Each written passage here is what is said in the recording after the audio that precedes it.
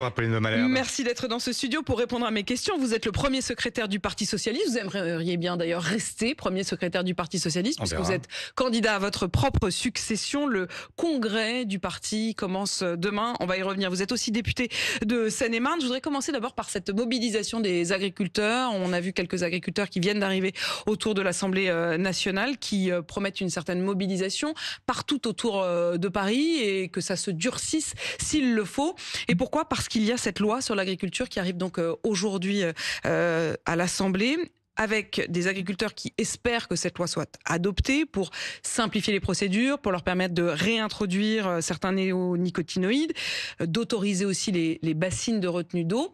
Dans ce débat, dans cet affrontement, vous êtes plutôt du côté des agriculteurs ou vous êtes plutôt du côté des écolos ?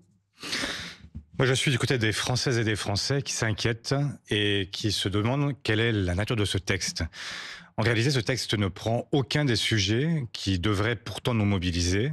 Comment est-ce qu'on fait pour attribuer un revenu digne aux agriculteurs? Comment est-ce qu'on fait pour protéger la santé publique? Comment est-ce qu'on fait pour que nous ayons notre propre souveraineté alimentaire? Et la réalité, c'est que ce texte, c'est une fuite en avant vers l'agro-industrie, avec la réintroduction des néonicotinoïdes, avec effectivement la possibilité des méga-bassines qui sont en fait une privatisation de l'eau au profit de quelques-uns, et puis enfin avec la possibilité de créer des fermes-usines qui là aussi vont en contradiction avec ce que nous cherchons à maintenir, c'est-à-dire une agriculture paysanne qui permette d'avoir des exploitations à taille humaine et qui permettent aussi de mailler l'ensemble du territoire. Et donc malheureusement, ce texte-là, eh bien, il n'est absolument pas adapté à ces questions-là. Donc vous êtes contre ? Je suis totalement contre ce texte. Il y a des éléments qui sont des éléments positifs, mais ils sont rares. Et malheureusement, ce que je constate, c'est que le gouvernement n'a absolument pas cherché à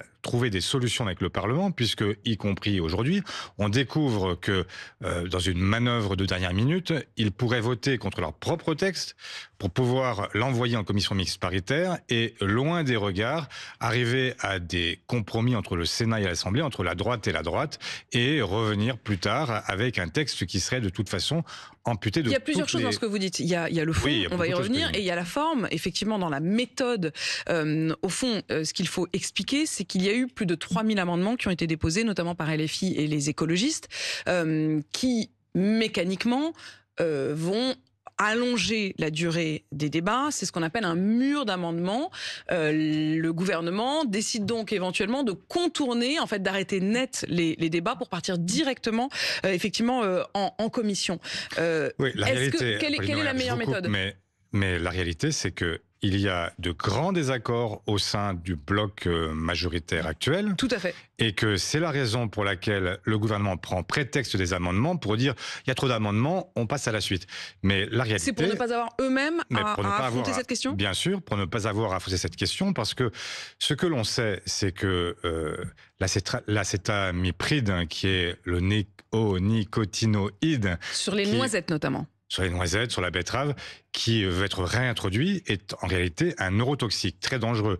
Imaginez Comment vous le savez, vous, que c'est un néotoxique très dangereux ? Parce que j'ai reçu ce matin le responsable de ces questions de consommation à l'UFC Que Choisir, qui disait au fond, nous n'en avons pas la preuve, il faut juste appliquer le principe de précaution. Moi, ce que je vois, c'est que le directeur scientifique de l'INRAE a expliqué que c'était le chlordécone de l'Hexagone. Pardon, mais enfin, chacun a bien compris, il y a des études au Japon, etc., qui montrent que, en réalité, on retrouve des traces de l'acétamipride dans les fœtus, chez les enfants, dans l'eau, dans les sols, et que c'est en réalité une pollution durable qui est cancérigène et donc qui pose un certain nombre de... Vous le dites de manière affirmative. Ben, moi, je prends ce que l'on me dit, je vois ce que dit le directeur de l'INRAE, je vois aussi que depuis 20 ans, on a 95% de la biomasse des insectes qui a disparu dans notre pays, et que ça a des conséquences très directes, parce que maintenant, ce sont simplement les parasites qui donc sont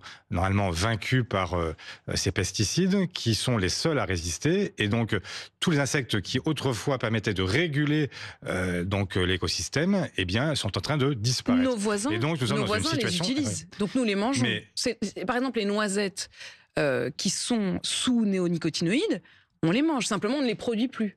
Mais on continue à en importer, puisque nos voisins les autorisent. Mais vous voyez bien que la question, ce n'est pas de réintroduire chez nous les néonicotinoïdes. La question, c'est comment est-ce qu'on fait pour que, à l'échelle européenne, on interdise partout ces produits pesticides qui sont des produits dangereux. On ne peut pas être simplement, tout simplement, la masse de manœuvre de l'industrie phytosanitaire qui, elle, évidemment, a un intérêt à continuer à développer ces produits-là. Et côté BFM TV, on va voir ces images des agriculteurs qui viennent d'arriver. Donc, ce sont des images en direct de ces agriculteurs qui viennent d'arriver autour de l'Assemblée nationale. Quand vous irez tout à l'heure, vous irez au contact, vous irez leur parler ? Mais j'ai toujours été parler avec les agriculteurs, notamment dans mon département. Il y a beaucoup de betteraviers, comme vous le savez, en Seine-et-Marne.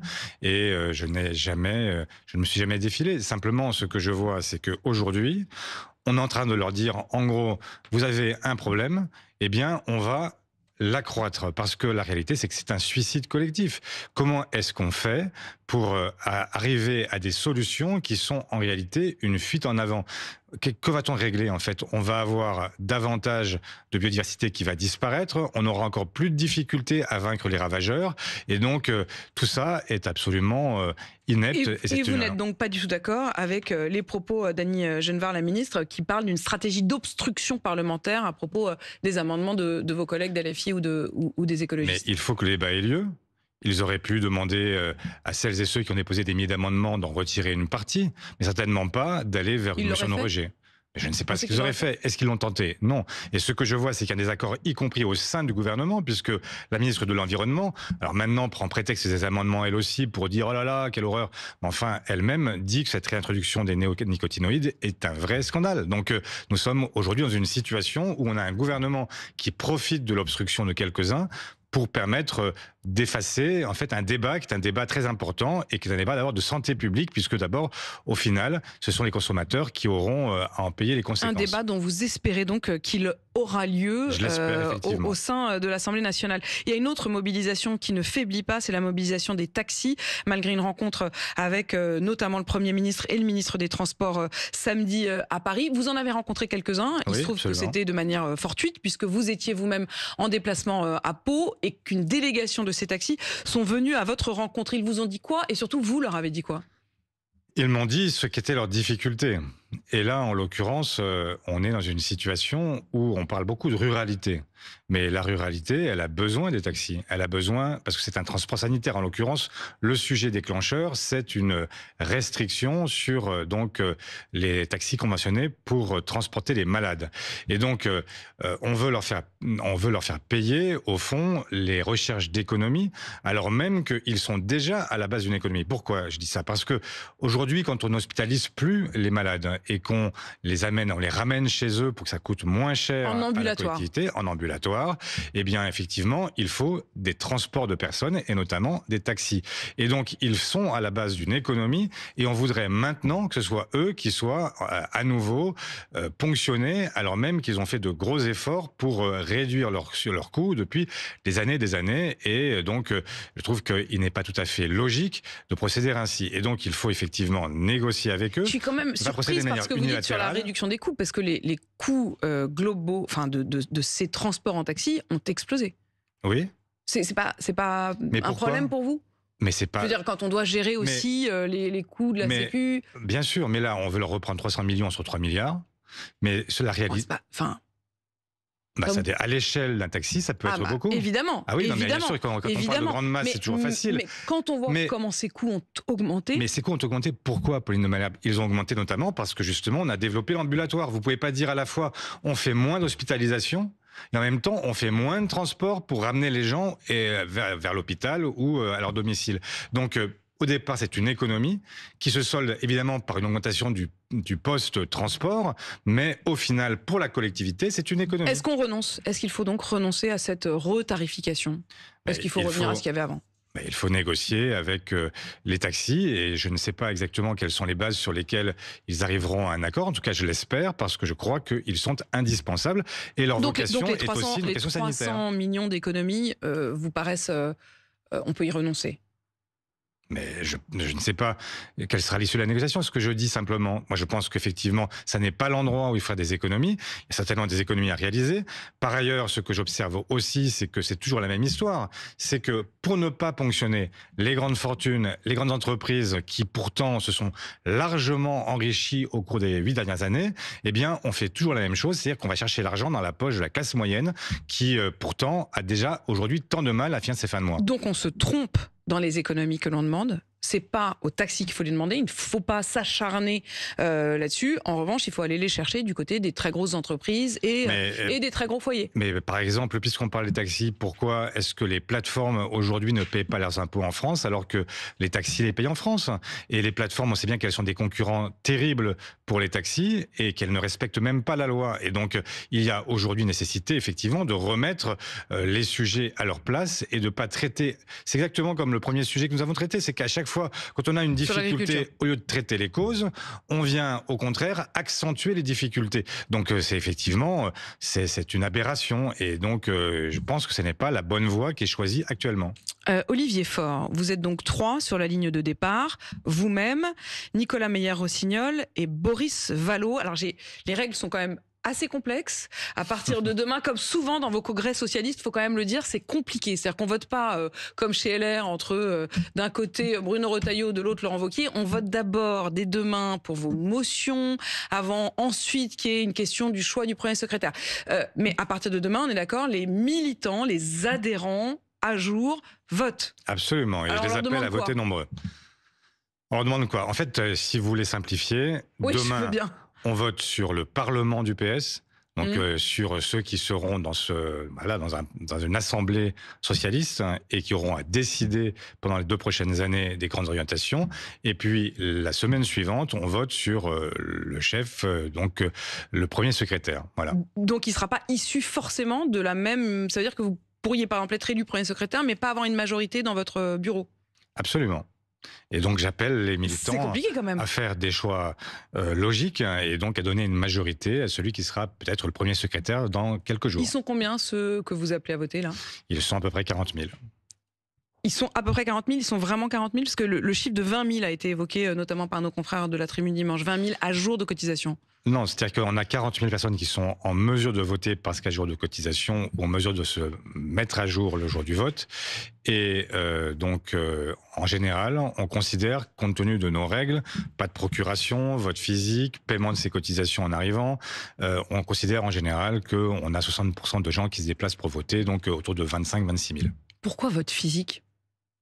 Ben, c'est comme ça, c'est la règle, c'est les statuts, c'est pas moi qui les ai inventés, c'est comme ça depuis un siècle. Oui, bah, c'est très bien, mais il y a un siècle, ça n'existait pas. Oui, c'est vrai, mais parce que tout simplement, en fait, jusqu'ici, il y a toujours eu des désaccords entre. Moi, je veux que ce soit quasi unanime, une décision de cette nature, comment on vote, etc. Normalement, la règle, c'est que c'est le jeudi. Là, c'est parce qu'il y a le pont et donc on a fait le mardi, mais les statuts sont très clairs. C'est le jeudi, c'est sans procuration, c'est etc. Donc il y a beaucoup de contraintes et qui. Mais c'est pas comme si ça avait toujours été remarquable. On se souvient quand même qu'il y a eu des moments où il y a eu des doutes sur la façon dont ça se passait, à la fois l'organisation. Des doutes organisés, vous pensez? Oui, il y a je jamais pense, oui. Vous n'avez jamais de doute sur le fond, il n'y a jamais eu de triche? Il y a peut-être des endroits où les gens ont triché, j'en sais rien. Mais enfin, en tout cas, moi, ce que j'ai observé, c'est que personne n'en avait jamais apporté la preuve et qu'on avait toujours là des gens qui faisaient malheureusement du bashing contre leur propre parti et qui cherchaient à remettre en question en fait un vote qu'ils avaient perdu. Voilà. Vous êtes parfaitement serein sur l'organisation du scrutin? Je suis serein, je fais confiance aux sections, je fais confiance aux militantes et aux militants et je sais qu'ils ont à cœur d'avoir un scrutin qui soit entaché d'aucune malversation. On parle parfois de boîtes à chaussures qui font des urnes, c'est vrai ou pas? Oui, c'est vrai. Oui, c'est vrai. Bien sûr. Mais en fait, comment vous faites? Bien sûr, il est quand même étrange. Enfin, je veux dire, on est en 2025. Vous avez des boîtes à chaussures dans lesquelles vous faites un trou pour pouvoir mettre le bulletin? Mais il y a des associations qui font de la même façon. Et donc, il y a des assesseurs, il y a des gens qui sont là, qui sont à côté, qui vérifient. Et celui qui avait parlé des boîtes à chaussures, c'était Nicolas Meyer-Rossignol, dans une fédération qui utilise des boîtes à chaussures. La plupart du temps, ce sont des urnes, mais il peut arriver qu'dans une section, ils sont 3 ou 4. Franchement, effectivement, on ne mobilise pas. Pas un chapeau et puis vous Sortez un petit papier. Vous pouvez le tourner en ridicule. Ce non, que je vous dis, tourne pas en ridicule. Je dis juste, ce que je vois, c'est honnêtement, non, mais vous avez des que sections vous êtes dans un moment où ils très sont important. 3 ou 4 dans la section, ils se connaissent tous. En réalité, c'est qu'ils pourraient même voter à main levée. Parce qu'ils se connaissent tellement qu'ils savent très bien qui vote quoi. Mais simplement, je vous le dis, effectivement, quand ils sont 3 ou 4 dans une section, dans une commune qui fait 100 habitants, vous n'allez pas leur demander de mettre une urne, un isoloir. Parce qu'effectivement, c'est une boîte à chaussures dans ces cas-là. Mais la plupart du temps, je vous le dis, ce sont aussi des urnes avec des isoloirs. Voilà. C'est quoi le socialisme version Olivier Faure, par contraste avec le socialisme de Nicolas Meyer-Rossignol ou de Boris Vallaud? Vous leur poserez la question parce que la réalité, c'est que depuis 2 ans, depuis le congrès de Marseille, j'ai mis sur la table un certain nombre d'options. Elles ont toutes été adoptées à l'unanimité ou la quasi-unanimité. Ça a été vrai pour le programme aux européennes, ça a été vrai pour la liste aux européennes, ça a été vrai pour la création du nouveau Front populaire, ça a été vrai pour la censure de Michel Barnier et ça a été vrai aussi pour la non-censure du budget Bayrou. Et donc, c'est vrai qu'on peut se poser la question. C'est quoi le forisme? C'est-à-dire, quelle est votre ligne à vous? Comment vous définiriez le socialisme Olivier Faure? Le socialisme d'Olivier Faure, c'est celui de Jaurès, de Blum, de Mitterrand. Il est une volonté de ne pas en rester à l'ordre établi et aujourd'hui d'établir ce que moi j'appelle le socialisme écologique et donc avoir cette capacité à la fois à éviter la prédation de la nature et à éviter l'exploitation des hommes. Voilà à peu près la définition la plus courte que je puisse vous donner. Et sur la question ensuite de la méthode face aux élections, êtes-vous favorable à une primaire et à un candidat unique? Et jusqu'où? Moi, je suis prêt à un candidat commun. Il ne sera pas unique à gauche, puisque, vous l'avez compris, Jean-Luc Mélenchon et les siens auront leur candidat. Et moi, je souhaite qu'il y ait un processus qui conduise à ce qu'il y ait un candidat commun qui aille dans ce périmètre qui va de Ruffin à Glucksmann. De Ruffin à Glucksmann. Vous commencez pas à Poutou, comme il dit lui.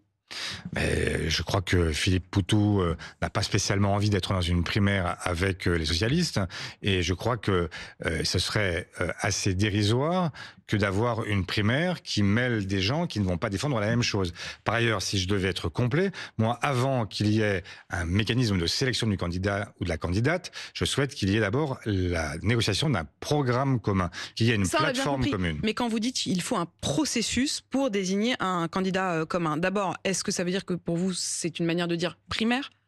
C'est une manière de dire primaire, mais c'est pas une exclusivité, ça peut être autre chose, ça peut être une conscience citoyenne, ça peut être des sages que nous aurions choisis en commun qui se mettraient à réfléchir, à décider de qui est le bon candidat et qui a le potentiel le plus élevé pour le premier et le second tour. Je n'ai aucune forme de religion en la matière. Simplement, ce que je souhaite, c'est qu'on y arrive et qu'on ait effectivement un candidat commun parce que je sais aussi que si nous n'y parvenions pas, nous aurions la même chose qu'en 2022, c'est-à-dire 4 ou 5 candidats de gauche au premier tour et donc aucun au second. Vous actez le fait que les LFI ne feront pas partie de ce processus? Ou est-ce que vous souhaitez qu'ils ne fassent pas partie de ce processus? Mais c'est les deux à la fois, mon capitaine. C'est-à-dire que je pense que nous avons des différents, notamment, là on parle de la présidentielle, on ne parle pas d'une législative. Dans une présidentielle, on parle aussi des sujets de politique étrangère. Nous avons de gros différends avec la France Insoumise sur toute une série de questions. Vous pensez à quoi? À l'Ukraine par exemple à l'Ukraine, mais pas seulement. Et donc sur le rapport, effectivement, un certain nombre de grands ensembles mondiaux. Et donc je souhaite que sur ces questions-là, nous puissions avoir nos positions et donc il y aura 2 candidats à gauche, il y aura un candidat insoumis. Ça a été rappelé d'ailleurs par Manuel Bompard. Manuel Bompard qui hier a dit qu'il ne voulait pas de cette primaire, qu'il n'en veut pas, il n'en a jamais voulu. Proposerait eux-mêmes un candidat. Ils proposent leur candidat à l'ensemble de la gauche. Voilà. Eh bien, c'est très sympathique, mais nous aurons nous-mêmes un candidat ou une candidate et je souhaite qu'il incarne ce bloc commun qui va donc de Ruffin à Glucksmann. Et quand vous entendez François Ruffin qui dit qu'il est sûr de la gagner, cette primaire, parce que il se dit fort de son ancrage dans les classes populaires? Mais je comprends qu'il ait envie de la gagner. Ce serait curieux qu'il dise « je veux une primaire et je suis sûr de la perdre ». Donc il est normal qu'il cherche à se rassurer, à rassurer celles et ceux qui ont envie qu'il y ait une primaire et qui veulent voter pour lui. Maintenant, c'est pas lui qui vote, et ni moi d'ailleurs, et donc on verra bien qui l'emportera si c'est une primaire. Il dit qu'il veut éviter l'opposition stérile, je cite, entre les trop fous, on comprend LFI, et les trop mous, on comprend plutôt le centre-gauche. Vous vous sentez visé par les trop mous? Pas du tout, je me sens ni mou ni fou. Ni mou ni fou. Donc Absolument. pour vous, il faut cette primaire très large où il y aura de tout. Mais je vous l'ai dit, de Ruffin à Glucksmann, je me sens parfaitement à l'aise et je crois qu'il faudra chercher celui ou celle qui est capable de fédérer cet ensemble-là et qui permette ensuite de passer la barre du premier tour. Ça fait quand même 2 fois que la gauche est absente du second tour et que ce soit un candidat ou une candidate qui permette ensuite de gagner face vraisemblablement à l'extrême droite, parce que je ne nous pardonnerai pas, je ne me pardonnerai pas d'avoir contribué directement ou indirectement à dérouler le tapis rouge sous les pieds de l'extrême droite. Merci Olivier Faure. Merci à vous. Premier secrétaire du Parti socialiste et qui compte bien le rester. Première étape donc de ce congrès à partir de demain. Merci à vous. Il est 8h.